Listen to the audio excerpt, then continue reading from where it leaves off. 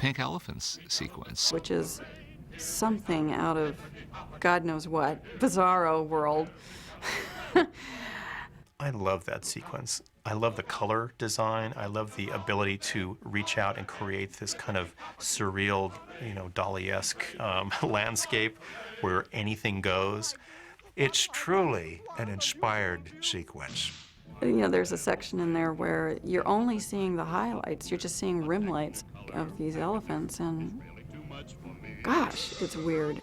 It's bizarre, I love the thinking on it. To go from the menacing elephants, they're cute, but they're scary, and then just go bang into ice skating, lovely, I just love the idea of that. It turns into such a lovely moment.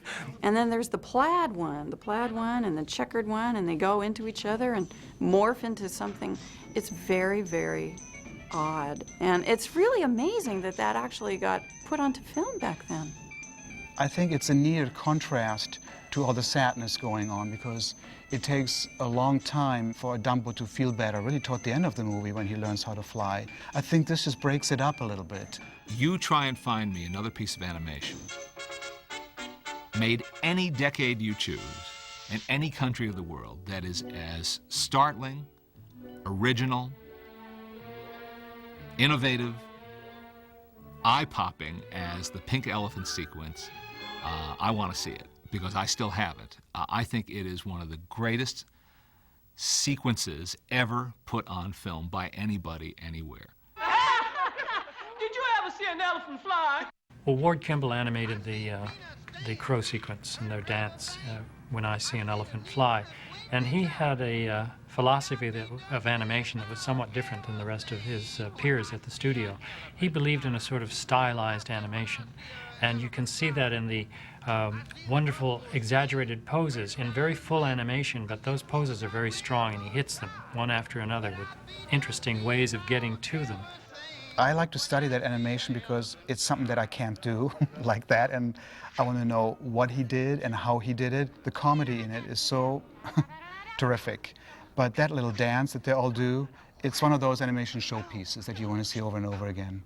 There's a nice change in their character development as well, because they're kind of nasty and mean at the beginning, but Timothy is able to turn them around, and they become good guys in helping Dumbo.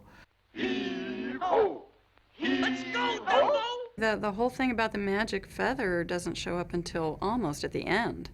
The magic feather? Yeah, I got you.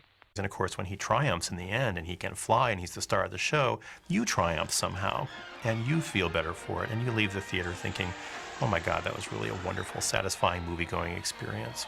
The whole point of the movie, is that you have to believe in yourself.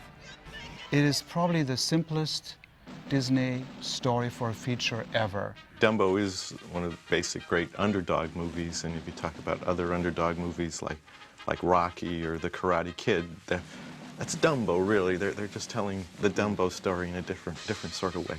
There's always beauty in every aspect of a person, and for me, that's what that little story is all about: acceptance and finding the very thing that you dislike the most about yourself and realizing it's something to celebrate. People must have been able to put themselves in Dumbo's shoes and said, some days I really feel like this. Some days I feel like the little outcast elephant with a clown face painted on, and I'm holding the magic feather and I don't know that I can fly. But you know what? You really can fly.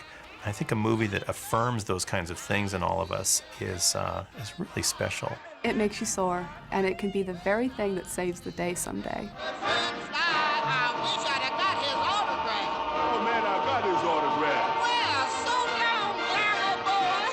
Dumbo is my favorite Disney movie.